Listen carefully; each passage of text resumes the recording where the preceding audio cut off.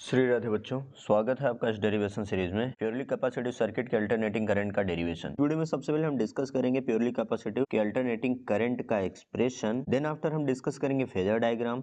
उसके बाद हम डिस्कस करने वाले हैं कि इस टॉपिक से रिलेटेड एग्जाम में कैसे क्वेश्चंस पूछे जाते हैं। जैसा कि कोई भी डेरिवेशन शुरू करने से पहले मैं आपसे ये जरूर डिस्कस करता हूँ कि इस पार्टिकुलर डेरिवेशन में ऐसे कौन से बेसिक पॉइंट्स हैं जो यूज किए जाएंगे। तो उसी प्रकार से यहाँ भी मैं आपसे डिस्कस कर लेता हूँ। यहाँ पे जो हमको एक फॉर्मूला याद होना चाहिए, potential difference between capacitor plates, यानी कैपेसिटर प्लेट के बीच का जो पोटेंशियल डिफरेंस होता है V equal to Q by C. Q हमारा यहाँ पे चार्ज होता है और सी हमारा कैपेसिटेंस होता है। और एक फॉर्मूला हम लोग यहाँ पे इस्तेमाल करेंगे जो है कि हमारा D by D x of sine x. Sine x का हमको डिफरेंशिएशन का फॉर्मूला याद होना चाहिए, साइन एक्स का डिफरेंशिएशन होता है कॉस एक्स। और एक कन्वर्जन हमको यहाँ पे याद होना चाहिए, कॉस थीटा को हम लिख सकते हैं साइन 90 प्लस थीटा। ये कन्वर्जन हमारा यहाँ पे इस्तेमाल किया जाएगा। तो कुछ इतने बेसिक पॉइंट हैं जो कि हमको याद रखने चाहिए। तो चलिए डेरिवेशन हम शुरू करते हैं। तो यहाँ पे देखिए जो कैपेसिटर का इंस्टेंटेनियस पोटेंशियल डिफरेंस होगा वो किसके बराबर होगा, जितनी हमारी सप्लाई है यानी एसी वोल्टेज के बराबर होगा। अगर हम कैपेसिटर के पोटेंशियल डिफरेंस की बात करें तो अभी हमने लिखा है, क्या लिखा है, Q by C. Applied alternating voltage की वैल्यू क्या होती है, हमने मान लिया V equal to V naught sine omega T होती है। अब हमको चाहिए क्या, यहाँ से करंट चाहिए। अब क्या इससे कोई हमको आइडिया लग रहा है करंट क्या यहाँ से निकाली जा सकती है? नहीं। तो अब हम क्या करते हैं, करंट का जो हमारा स्टैंडर्ड फॉर्मूला होता है, अब करंट का स्टैंडर्ड फॉर्मूला क्या होता है, तो ध्यान से देखिए जो करंट का स्टैंडर्ड फॉर्मूला होता है I equal to D Q upon T T. अगर हमको कहीं जुगाड़ से Q मिल जाए तो उसको हम क्या कर सकते हैं, डिफरेंशिएट कर सकते हैं। क्या इस रिलेशन से हमको क्यों मिल सकता है? हाँ भैया, बड़े आसानी से मिल सकता है बिना किसी बहुत ज़्यादा परिश्रम के। तो चलिए यहाँ से हम क्या करते हैं, सबसे पहले Q की वैल्यू निकाल लेते हैं। तो यहाँ से ध्यान से देखिए Q इक्वल टू कितना हो जाएगा हमारा, C V naught sine omega t. ये Q आ गया। अब यहाँ से हमारी इंस्टेंटेनियस करंट क्या आ जाएगी, I equal to D Q upon D T. तो ध्यान से देखिए I इक्वल टू हम क्या लिख सकते हैं, डी बाई डी टी। अब यहाँ पे हम क्या करते हैं, Q की वैल्यू रख देते हैं। Q बराबर क्या है हमारा, C V naught sine omega T. यहाँ से सी वी नॉट हमारा क्या होगा, बाहर चला आएगा क्योंकि ये कांस्टेंट है। ये अपने गणित के कुछ नियम होते हैं कि वहाँ से कांस्टेंट हम निकाल करके क्या करते हैं, बाहर कर देते हैं। अब इसको हम क्या करते हैं, साइन ओमेगा टी को टी के रिस्पेक्ट में डिफरेंशिएट कर देंगे क्योंकि यहाँ वेरिएबल कौन है, टी। तो साइन का डिफरेंशिएशन होता है हमारा कॉस, यानी जो इनपुट में रहेगा उसके बाद यहाँ पूरा लगा देंगे। लेकिन एक और नियम होता है, इनपुट का भी डिफरेंशिएशन करना होता है। तो इनपुट का यानी ओमेगा टी का करेंगे तो हमारा कितना आ जाएगा, ओमेगा आ जाएगा। ये अपने कुछ गणित के नियम है ना। ये मैथमेटिकल टूल्स में आप डिफरेंशिएशन करना पढ़े होंगे। जितने मैथाचार्य हैं उनको तो आ रहा होगा, बायोतज्ञ जितने हैं मे भी उनको प्रॉब्लम हो सकती है, लेकिन क्लास 11th में बेसिक पढ़ाया जाता है। नहीं पढ़ाया जाता तो थोड़ा याद रख लीजिए। अगर आपको दिक्कत है डिफरेंशिएशन में तो कमेंट करिए, वो भी मैं आपको बताऊंगा। यहाँ से हम थोड़ा सा और कैलकुलेशन करते हैं तो हमको मिल जाएगा I equal to V naught T omega और कॉस ओमेगा टी। यहाँ पे हमको एक दो चीजें चेंज करनी पड़ेंगी। अब क्या क्या चेंज करना पड़ेगा, अब इधर देखिए यहाँ डिनोमिनेटर में कुछ नहीं आ रहा है ना, सब न्यूमरेटर में है। तो अब हमको डिनोमिनेटर में बनाना पड़ेगा कुछ। क्यों बनाना पड़ेगा, क्योंकि I equal to V naught by R होता है। इस टर्म में जब आएगा तब हम यहाँ पे I नॉट इंट्रोड्यूस करा सकते हैं। अब हमको I नॉट क्यों लिखना है, क्योंकि भैया हम इक्वेशन करंट का लिख रहे हैं तो हमारा I नॉट ही आना चाहिए, है ना। इसको हम जनरली ऐसे नहीं लिख सकते। तो फिर अब क्या करिए, चेंज करना पड़ेगा। तो चलो भाई अब चेंज करते हैं। अगर मैं यहाँ पे V naught divided by 1/c omega लिख लूँ तो कोई समस्या?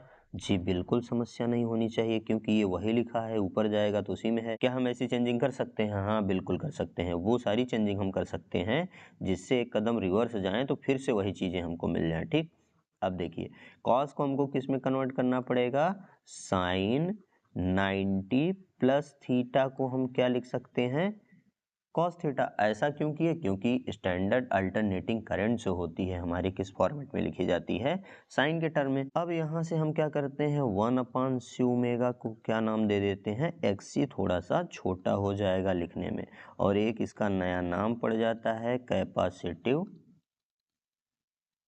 रिएक्टेंस के नाम से जाना जाएगा। अच्छा, ये भी एक्ट एज अ रेजिस्टेंस, तो इसकी यूनिट क्या होगी, ओम में ही मेजर होगी। तो ये वैल्यू यहाँ उठा के रख दीजिए, तो I इक्वल टू हमारा आ गया V0/XC, है ना। और ये क्या है, साइन। अब हम क्या करते हैं, ओमेगा टी को थोड़ा पहले लिख लेते हैं क्योंकि स्टैंडर्ड इक्वेशन में चला जाएगा। अच्छा, 90 को हम किससे लिख देते हैं, π/2 से, ये भी थोड़ा अच्छा लगने लगेगा। ठीक, अब बात आती है क्या यहाँ थोड़ा और चेंजिंग हो सकती है। हाँ बिल्कुल हो सकती है। क्या चेंजिंग हो सकती है, यहाँ से हम क्या कर सकते हैं कि I0 इक्वल टू क्या लिख सकते हैं, V0/XL। ठीक, यहाँ पे हम मेंशन कर सकते हैं, तो यहाँ उठा करके रख दीजिए। तो I इक्वल टू हमारा यहाँ से क्या आ जाएगा, I0 sine omega t plus π/2 आ जाएगा। ओके, जो कि हमारे स्टैंडर्ड अल्टरनेटिंग करंट की वैल्यू होगी। यही हमारा उद्देश्य था, प्रथम उद्देश्य हमारा समाप्त हुआ। हम अब नेक्स्ट हमको क्या करना है, इसका क्या बनाना है, फेजर डायग्राम। अब फेजर बनाते हैं, तो फेजर डायग्राम बनाने के लिए सबसे पहले हम क्या करते हैं, वेव इक्वेशन देख लेते हैं, उसके बाद हम क्या करेंगे, उसका फेजर डायग्राम रिप्रेजेंट करेंगे। हम फेजर डायग्राम देख लेते हैं। फेजर डायग्राम बनाने से पहले हम इसका थोड़ा सा वेव रिप्रेजेंटेशन आपको दिखाते हैं कैसा बनेगा। देखिए, वेव रिप्रेजेंटेशन बनाने के लिए हमको किसकी ज़रूरत पड़ती है, इक्वेशन की। अब एक ही ग्राफ पे हमको क्या करना है, करंट और वोल्टेज दोनों का वेव रिप्रेजेंटेशन दिखाना है। अब ये हमारी जो हॉरिजॉन्टल एक्सिस होती है ये टाइम को रिप्रेजेंट करती है, और ये वर्टिकल जो होती है हमारी v भी हो सकती है और I भी हो सकती है, डिपेंड करेगा दिया क्या गया है। ठीक, तो देखिए, अब वेव रिप्रेजेंटेशन के लिए हमको किसकी जरूरत पड़ेगी, इक्वेशन की, करंट की। तो ये है हमारी इक्वेशन, और वेव इक्वेशन और वोल्टेज की जो है equation V0 sign omega T है। ठीक, तो जो हमारी वोल्टेज वाली ग्राफ होगी वो कहाँ से स्टार्ट होती दिखेगी, ओरिजिन से, है ना, क्योंकि ये साइन का स्टैंडर्ड ग्राफ है। तो साइन का जो स्टैंडर्ड ग्राफ है कहाँ से शुरू होता है, ओरिजिन से। तो हमको ये जो वोल्टेज वाली ग्राफ दिखेगी, व्हाइट वाली हमारी जो है वोल्टेज की ग्राफ है, तो ये कहाँ से दिख रही है हमको, ओरिजिन से दिखेगी। ठीक, तो यानी ये हमारी किसकी है, वोल्टेज की है। अब हम क्या करते हैं, करंट वाली ग्राफ को बनाते हैं। देखिए, करंट वाली ग्राफ कैसे बनेगी, क्या वो भी यहीं से पास होती दिखेगी या नहीं दिखेगी। तो ध्यान से देखिए, हमारी करंट जो है क्या लिखा गया है, I equal to I0 sine omega t plus π/2 है। इसका मतलब ये है कि ये ग्राफ हमारा जीरो से यानी ओरिजिन से शुरू नहीं होगा। कहाँ से शुरू होगा, प्लस π/2 का मतलब वो कहाँ शिफ्ट हो गया है, पीछे। यानी अगर π/2 ना होता तो ये येलो वाला ग्राफ यहीं से शुरू होता, स्टार्ट होता दिखता हमारा, यानी जिस पोजीशन पे इस समय है। लेकिन प्लस π/2 होने के कारण ये क्या होगा, π/2 कहाँ शिफ्ट हो जाएगा, पीछे की ओर। प्लस है तो पीछे की ओर, माइनस है तो आगे की ओर ग्राफ शिफ्ट हो जाता है। प्लस होने के कारण π/ये कहाँ शिफ्ट हो जाएगा भाई, पीछे की ओर। तो यहाँ से इसका ग्राफ यानी करंट वाला जो डायग्राम हमारा बनता दिखेगा वो कुछ इस तरीके से दिखेगा, है ना। और ये वाला जो पोर्शन होगा हमारा, ये ग्राफ का पार्ट नहीं होगा क्योंकि टाइम इधर निगेटिव नहीं होता। यानी हमारा जो डायग्राम स्टार्ट होगा वो कहाँ से होगा, यहाँ से स्टार्ट होता दिखेगा। तो ये इसका वेव रिप्रेजेंटेशन होगा। अब इसको हम क्या करते हैं, हटा देते हैं, तो फाइनली हमारा ग्राफ कुछ ऐसा दिखेगा। ये हमारा करंट का है और ये हमारा वोल्टेज का है। तो चलिए अब इसका हम फेजर डायग्राम बनाते हैं। अगर हॉरिजॉन्टल एक्सिस को हम V से दिखा देते हैं तो हमारी वर्टिकल एक्सिस क्या होगी, I होगी। क्यों, क्योंकि इनके बीच का एंगल कितना है, π/2 है।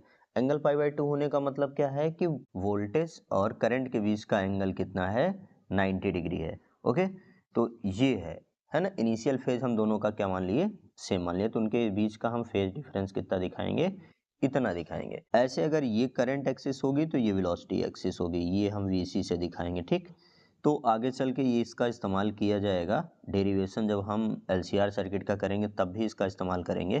ठीक, तो कुछ ये होता है इसका फेजर डायग्राम का रिप्रेजेंटेशन। कुछ किताबों में इसको ऐसे भी दिखाया जाता है, इनिशियल फेज हमारा V यहाँ से ओमेगा टी ऐसे होता है। ठीक, इससे 90 डिग्री पे हमको करंट कुछ इस तरीके से दिखाई जाती है। तो वही बात है, यहाँ पे इनिशियल फेज हमने इसको कांस्टेंट है दोनों के लिए तो 0 मान लिया। हम केवल और केवल डायग्राम बनाए किसके बीच में, V और I के बीच में।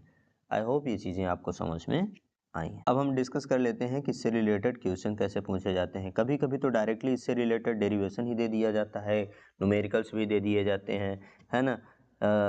ऑप्शनल में दे दिया जाता है कि इसका कौन सा करेक्ट फेजर रिप्रेजेंटेशन है, और कभी कभी ऐसे भी सवाल इसमें दे दिए जाते हैं कि भाई कोई एक्स एलिमेंट किसी वोल्टेज सप्लाई के थ्रू कनेक्टेड है और जिसका करंट का expression I = Y0 sin omega t है, तो एक्स का नाम बताइए, है ना। तो बहुत सारे तरीके से क्वेश्चंस पूछे जाते हैं।